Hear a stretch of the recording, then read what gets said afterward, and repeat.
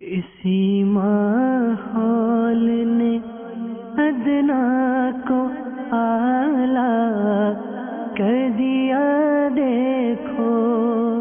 اے میرے پیارے اور محترم اسلامی بھائیوں، یاد رہے کہ جسم کے اجزاء اگرچہ مرنے کے بعد مختلف جانوروں کی غذا ہو گئے ہوں گے، مگر اللہ تعالیٰ ان سب اجزاء کو جمع فرما کر قیامت کے دن اٹھائے گا۔ قیامت کے دن لوگ اپنی قبروں سے ننگے بدن، ننگے پاؤں اور نا ختنہ اٹھیں گے۔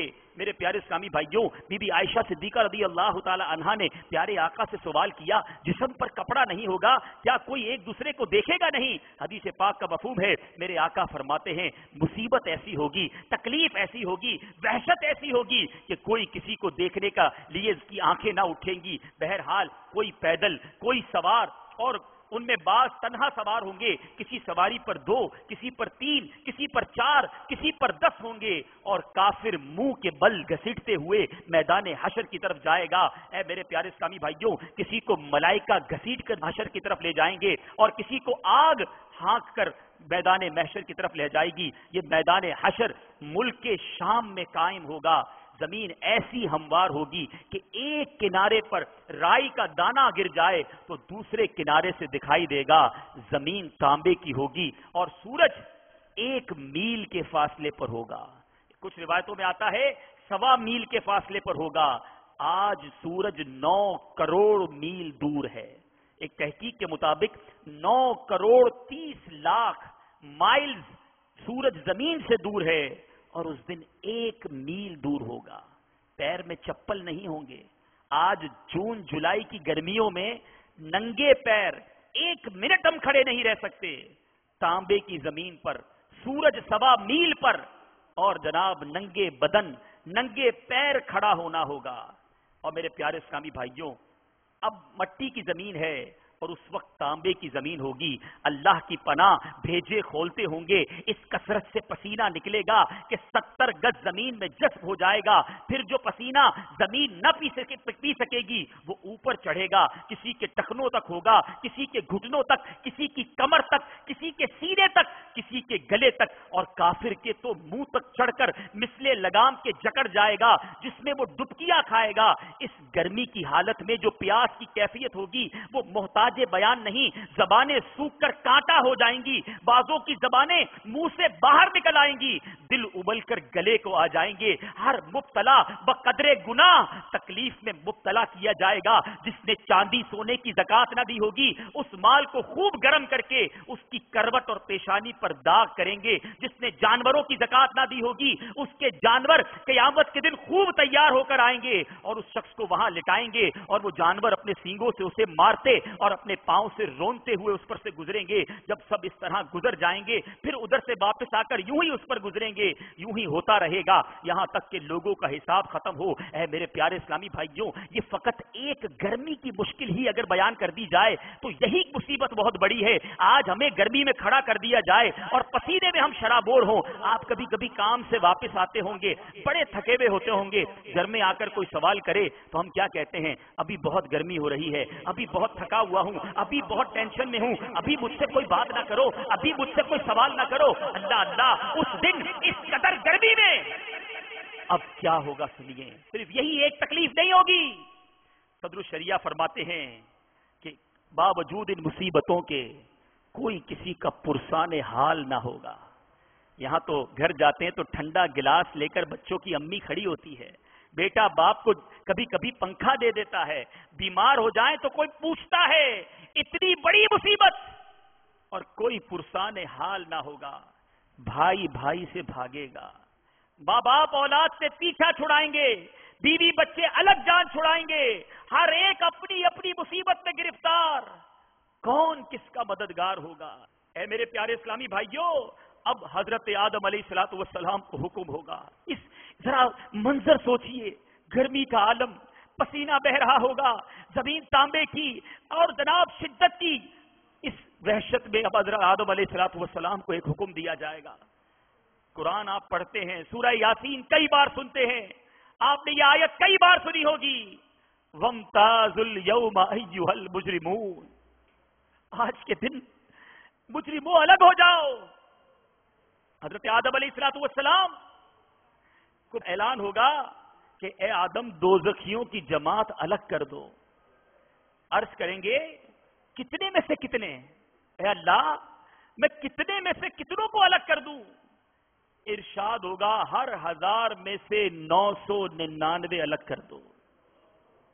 999 جہنمیوں کی لائن میں لگا دیے جائیں گے.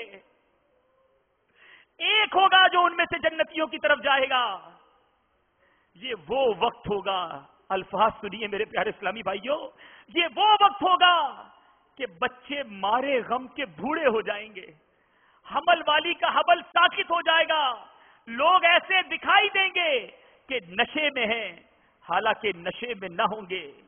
لیکن اللہ کا عذاب بہت سخت ہے. روایتوں میں آتا ہے اس دن ایک بچہ اپنے والد کو دیکھے گا کہ والد مجرموں کی لائن میں لگا ہے.